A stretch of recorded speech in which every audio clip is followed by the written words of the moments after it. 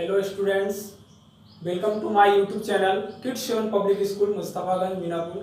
आज की इस वीडियो में हम लोग पढ़ेंगे क्लास 10th के बायोलॉजी में, जिसका फर्स्ट एक्सरसाइज है जैव प्रकरण पोषण। तो यह जो जैव प्रकरण शब्द है, इस जैव प्रकरण शब्द को समझने से पहले हम लोगों को सजीव और निर्जीव के बारे में समझना होगा। सजीव और निर्जीव होता क्या है, सजीव और निर्जीव में अंतर क्या है, पहले इस चीज को समझना आवश्यक है। तो हम लोग जानते हैं कि जो भी सजीव है उनमें क्या होती है, गतिशीलता होती है, उनमें वृद्धि होती है, उनमें जनन होती है। ये सारी चीजें जो है वो सजीवों के लक्षण हैं। जबकि निर्जीव जो है इनमें ये सारी क्रियाएं नहीं होती है, ना ही उनमें वृद्धि होती है, ना ही उनमें गतिशीलता होती है। तो ये सारे जो लक्षण हैं जिनमें किसी प्रकार की कोई भी जैविक क्रियाएं नहीं होती है, वह सारे की सारे जो है वो निर्जीव वस्तु हैं। हम लोग अपने आसपास बहुत सारी वस्तुओं को देखते हैं और उन वस्तुओं को देखने के बाद हम यह पता कर लेते हैं कि यह वस्तु जो है वह निर्जीव है या सजीव है। तो उसके लिए हम लोग दो तरीके के मापदंड को यहाँ पे लिखे हैं। फर्स्ट आपका मापदंड है सामान्य मापदंड। इस मापदंड में हमने ये लिखा है दृश्य गतियां। दृश्य गतियां का मतलब हुआ कि हम लोग जिसको इंद्रियों की सहायता से देख सकते हैं, जैसे कि हमारे शरीर में होने वाली गतिशीलता। जैसे हम लोग दौड़कर कहीं जा रहे हैं, बिल्लियां दौड़कर कहीं जा रही है, तो ये इस प्रकार की गतिशीलता हो रही है। गतिशीलता का मतलब है कि एक स्थान से दूसरे स्थान तक जाना। इसके अलावा है कि हमारे शरीर में श्वसन के दौरान क्या होती है कि हमारा शरीर जो है वो हिलता डुलता है, हमारे शरीर में हलचल होती है। ये सारे जो है वह गतिशीलता के उदाहरण है। इसी प्रकार पौधे में भी गतिशीलता होती है। अब वो कहेंगे कि पौधे जो है वो एक जगह से दूसरी जगह तो नहीं जा पाते हैं, लेकिन उनमें गतिशीलता होती है। वो गतिशीलता कैसे होती है कि वो पौधे जो है वो क्या होते हैं, बड़े होते हैं, उनमें फल लगते हैं, उनमें फूल तरह तरह की लगती है, तो उनमें भी गतिशीलता होती है। दूसरा हम लोगों का है वैज्ञानिक मापदंड। वैज्ञानिक मापदंड में हमने लिखा है अदृश्य गतियां। अदृश्य का मतलब हुआ कि जो दिखाई न दे, यानी वैसी गतियां जो हमें दिखाई ना दे, इंद्रियों के माध्यम से दिखाई ना दे। तो यह किस प्रकार की गतियां हैं, तो यह हमारे आणविक स्तर की गतियां हैं। आणविक स्तर की गतियां कहने का मतलब है कि हमारे शरीर की जो इकाई है वह क्या है, सेल्स है, कोशिका है। और कोशिका में क्या होता है, श्वसन होते हैं। कोशिका में क्या होता है, पाचन होता है।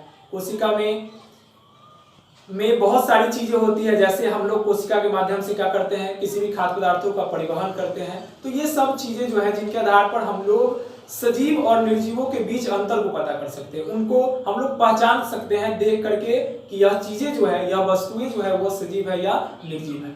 तो हम आगे चलते हैं। इसमें लिखा हुआ है जैव प्रकरण के बारे में। तो जैव का मतलब क्या हुआ यहाँ पे जैव का मतलब हुआ कि सजीव। जैव का मतलब हुआ कि जिसमें जान हो, वह हो गया जैव। दूसरा है प्रकरण। प्रकरण का मतलब क्या हुआ कि प्रकरण का मतलब हुआ कि एक प्रोसेस हुआ, एक क्रिया हुआ, प्रक्रिया हुआ, जिसके माध्यम से कोई काम हो रहा है। तो जैव प्रकरण कई प्रकार के हो सकते हैं। जैव प्रकरण आपका हो सकता है, यहाँ पे हम लिखते हैं, जैसे आपका हो गया जैव प्रकरण में क्या होंगे, श्वसन होंगे, फिर क्या होंगे, परिवहन होंगे, उत्सर्जन होंगी, जनन होंगी। ये सारी क्रियाएं जो है यह जैव प्रकरण का हिस्सा है। तो जैव प्रकरण में हम लोगों को फर्स्ट जो पढ़ना है वह पढ़ना है पोषण के बारे में। तो आज हम लोग ये जानते हैं, पहले इसकी परिभाषा को नोट कर लेते हैं कि जैव प्रकरण क्या है। तो जैव प्रकरण में लिखा हुआ है कि वे सारी क्रियाएं जिनके द्वारा जीवों का क्या होता है, अनुरक्षण होता है, जैव प्रकरण। यहाँ पे एक शब्द आ रहा है अनुरक्षण। अनुरक्षण का मतलब क्या हुआ, अनुरक्षण का मतलब हुआ कि अपने आप को मेंटेन करना, अपने आप को जीवित रखने के लिए जीव जो है वह क्या है, बहुत सारी क्रियाएं करती है। वह क्रियाएं जिसको आपको हमने बताया कि श्वसन हो गई, वह क्रियाएं क्या हो गई, पाचन से संबंधित क्रियाएं हो गई, परिवहन हो गई, उत्सर्जन हो गई। ये सारी क्रियाएं जो है वह जीव अपने आप को जीवित रखने के लिए, अपने आप को मेंटेन रखने के लिए करती है। तो वह सारी क्रियाएं क्या कहलाती है, जैव प्रकरण कहलाती है। जैव प्रकरण में हम लोगों को पहले पढ़ना है किसके बारे में, पोषण के बारे में। तो पोषण का मतलब क्या हुआ कि भोजन हुआ। पोषण का मतलब हुआ भोजन, यानी कि खाद्य पदार्थ। तो पोषण का परिभाषा क्या लिखा हुआ है कि वह विधि जिससे जीव पोषक तत्वों को क्या करते हैं, ग्रहण करते हैं और उनका उपयोग करते हैं, क्या कहलाता है, पोषण कहलाता है। कोई भी जीव जो है वह खाद्य पदार्थों को लेते हैं, और खाद्य पदार्थों को जब वो ग्रहण करते हैं, जब वह उस खाद्य पदार्थों को लेते हैं, तो फिर वह उन खाद्य पदार्थों का क्या करते हैं, अवशोषण शुरू हो जाता है। छोटी आंत के द्वारा अवशोषण शुरू होता है और वो हमारे शरीर में उपयोग हो जाता है। यह हम लोग पोषण क्यों करते हैं? तो हमें पोषण बहुत सारी चीजों के लिए जरूरी है, क्योंकि पोषण से हमें क्या मिलता है, ऊर्जा मिलता है, और ऊर्जा से हम लोग क्या है, कई कार्यों को संपादित करते हैं। यह है कि पोषण है। तो अब हम लोग को पढ़ना है कि यह पोषण का प्रकार क्या है। तो पोषण की परिभाषा हम लोग जान चुके हैं। अब है पोषण के प्रकार। तो पोषण कितने प्रकार के होते हैं? 2 प्रकार के। एक है स्वपोषण। स्व का मतलब क्या होता है? स्व का मतलब होता है स्वयं, और पोषण का मतलब हुआ भोजन। तो वैसे जीव जो अपना भोजन स्वयं ग्रहण करते हैं वह क्या कहलाते हैं? स्वपोषी कहलाते हैं। या हम लोग कह सकते हैं स्वपोषण का परिभाषा कि पोषण की वह विधि जिसमें जीव अपना भोजन स्वयं बनाते हैं वह क्या कहलाएंगे? स्वपोषण कहलाएंगे। और जो जीव इस विधि द्वारा पोषण करते हैं उसको हम लोग क्या कहेंगे? स्वपोषी कहेंगे। तो यह स्वपोषी कौन होंगे? तो सिर्फ और सिर्फ क्या होंगे? हरे पेड़ पौधे। जो भी हरे पौधे होते हैं सिर्फ वही जो है अपना भोजन स्वयं बना पाते हैं। बाकी बात जितने भी जीव है वो अपना भोजन स्वयं नहीं बना पाते। दूसरा है पोषण के प्रकार में हम लोगों को पढ़ना है, ये सेकेंड है आपका परपोषण। पर मतलब क्या होता है? दूसरा। पोषण का मतलब क्या हुआ कि भोजन। यानी पोषण की वह विधि जिसमें जीव अपना भोजन, पोषण की वह विधि जिसमें जीव अपना भोजन दूसरे जीव पर निर्भर रहकर करता है वह क्या कहलाता है? परपोषण कहलाता है। जितने भी जीव है हरे पेड़ पौधों को छोड़कर सभी के सभी जो है वह परपोषण की श्रेणी में आते हैं। अब यह जो परपोषण है वो कितने प्रकार का है? 3 प्रकार का है। फर्स्ट आपका क्या है? मृतजीवी पोषण। मृतजीवी पोषण का मतलब हुआ कि यह पोषण की वैसी विधि है जिसमें जीव जो है वह सड़े गले पदार्थों से अपना भोजन ग्रहण करते हैं, वह कहलाता है मृतजीवी पोषण। जैसे आपका एग्जांपल हुआ, जैसे आपका क्या है? गोबर छत्ता हो गया, ये आपका क्या हो गया? कवक हो गया, ये क्या हो गया? आपका बैक्टीरिया हो गया। तो ये बहुत सारे एग्जांपल्स है जिसके द्वारा जीव जो है वो सड़ी गली चीजों से अपना भोजन ग्रहण करते हैं।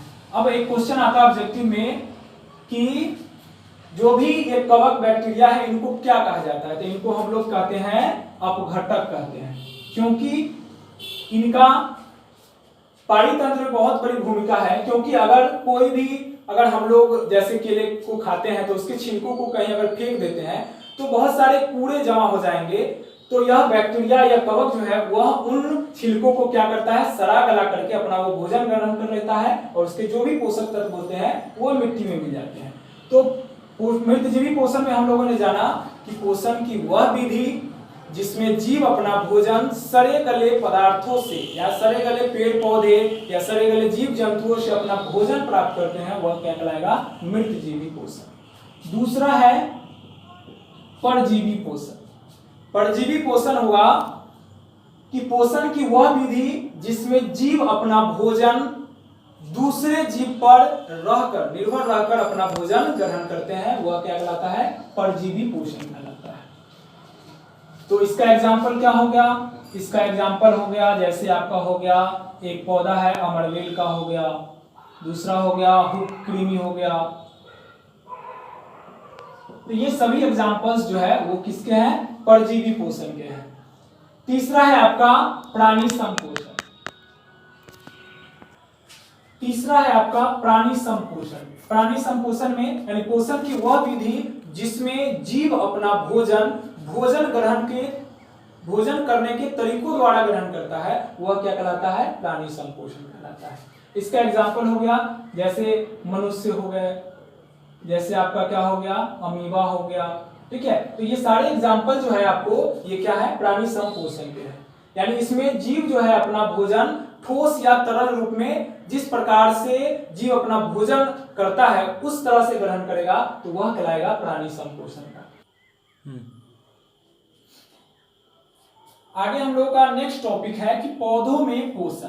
अब यहां जानेंगे कि पौधों में किस प्रकार से पोषण हो रहा है। तो पौधों में पोषण के आधार पर 2 प्रकार से पोषण होते हैं। एक होते हैं दो प्रकार के पौधे हैं, एक है आपका स्वपोषी पौधे और दूसरा है परपोषी पौधे। तो स्वपोषी पौधे में कि जो अपना भोजन स्वयं बनाएंगे, वैसे पौधे जो अपना भोजन स्वयं बनाते हैं वह क्या कहलाते हैं, स्वपोषी पौधे कहलाते हैं। और दूसरा है आपका परपोषी पौधे। तो परपोषी पौधे में कि वैसे पौधे जो अपना भोजन स्वयं न बनाकर अपने भोजन के लिए किसी दूसरे पौधों पर जब वो निर्भर रहते हैं तब हम उसको क्या कहेंगे, परपोषी पौधे कहेंगे। परपोषी पौधे के दो टाइप्स है, दो प्रकार हैं। फर्स्ट है आपका मृतजीवी पौधे और दूसरा है आपका परजीवी पौधे। तो मृतजीवी पौधे का एग्जाम्पल क्या हो गया, जैसे आपका क्या हो गया, गोबर छत्ता। मृतजीवी पोषण में क्या होता है कि ऐसे पौधे जो है वो अपना भोजन सड़े गले चीजों से लेते हैं, तो हम लोग उसको मृतजीवी पौधे कहेंगे। इसका एग्जाम्पल आपका क्या हो जाएगा, यहाँ पे आपका एग्जाम्पल हो जाएगा गोबर छत्ता। बरसात के दिनों में आपको यह दिखाई देगा। दूसरा है आपका परजीवी पौधे, यानी वैसे पौधे जो अपना भोजन दूसरों पर रह करके, यानी दूसरे पौधे पर यह अपना आश्रय रहते हैं और उनसे अपना यह भोजन प्राप्त करते हैं, तो उसको हम लोग क्या कहेंगे, परजीवी पौधे। इसका एग्जाम्पल आपका क्या हो गया, अमरवेल।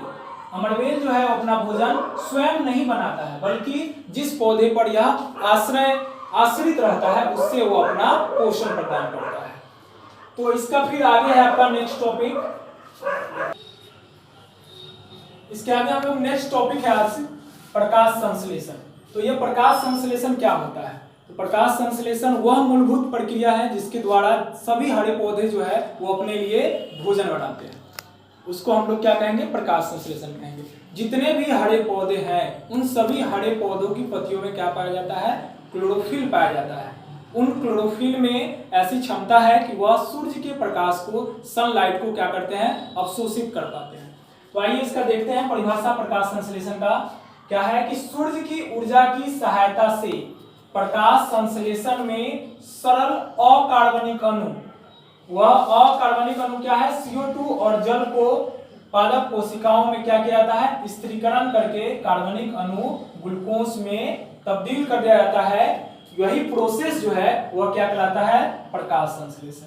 सीधा शब्दों में यह जानना है कि प्रकाश संश्लेषण वह प्रक्रिया है जिसमें सभी हरे पौधे जो है वो अपने लिए क्या करते हैं, भोजन तैयार करते हैं। इसका रासायनिक सूत्र हमेशा एग्जाम में पूछा जाता है, तो इसको याद रखने की आवश्यकता है। यहाँ पे लिखा हुआ है 6CO2 plus H2O, Surya Prakash और क्लोरोफिल, तो यह क्या बनाएगा, C6H12O6 plus 6CO2 plus 6H2O, यह क्या बनाया, ग्लूकोज बनाता है। यही ग्लूकोज जो है वो पौधे जो है वो अपने भोजन के रूप में उपयोग करते हैं। और ये है आपका कार्बन डाइऑक्साइड का सूत्र और ये है आपका जल का सूत्र। अब इसमें है कि जो प्रकाश संश्लेषण प्रक्रिया होगा तो उस प्रकाश संश्लेषण प्रक्रिया में किन किन चीजों की आवश्यकता होगी, क्या क्या आवश्यक घटक चाहिए, उनके बारे में जानना है। तो फर्स्ट जो है प्रकाश संश्लेषण प्रोसेस के लिए जरूरी है वह क्या है, क्लोरोफिल है। तो यह क्लोरोफिल कहाँ पाया जाता है, तो वह पौधों की पत्तियों में पाया जाता है। इसका काम क्या है, तो यह क्या करता है, सूर्य के प्रकाश को क्या करता है, अवशोषित कर लेता है। अवशोषित करने का मतलब उसको वह ग्रहण कर पाता है। दूसरी चीजें क्या है, सूर्य का प्रकाश जरूरी है प्रकाश संश्लेषण प्रोसेस के। तीसरी चीज है CO2 यानी कार्बन डाइऑक्साइड। यह कार्बन डाइऑक्साइड पौधों को कहां से मिलेगा, तो यह कार्बन डाइऑक्साइड जो है पौधे वायुमंडल से ग्रहण करते हैं। और चौथी चीज है H2O जो कि क्या है, जल है। तो यह जल जो है पौधे अपनी जड़ों के माध्यम से भूमि से ग्रहण करते हैं। तो ये चारों चीज आवश्यक है प्रकाश संश्लेषण प्रोसेस के लिए। इसमें से किसी भी एक की अगर कमी हो जाती है तो वह प्रकाश संश्लेषण प्रोसेस को पूरा नहीं कर पाता है। तो ये आज के वीडियो में हम लोगों ने देखा ये पोषण क्या है, पोषण के कितने टाइप्स है और पौधों में किस प्रकार से पोषण होता है और प्रकाश संश्लेषण क्या है, इसके बारे में हम लोग जाने। फिर आगे हम लोग नेक्स्ट वीडियो में जानेंगे कि किस प्रकार से जीवों में पोषण होता है। तो इस चैप्टर में आपको जीवों में पोषण सिर्फ और सिर्फ थोड़ा सा अमीबा के बारे में दिया गया है और वो मनुष्यों में किस प्रकार से भोजन पाचन होता है, उसका उत्सर्जन कैसे होता है, इन सभी चीजों के बारे में हम लोग जानेंगे नेक्स्ट वीडियो में।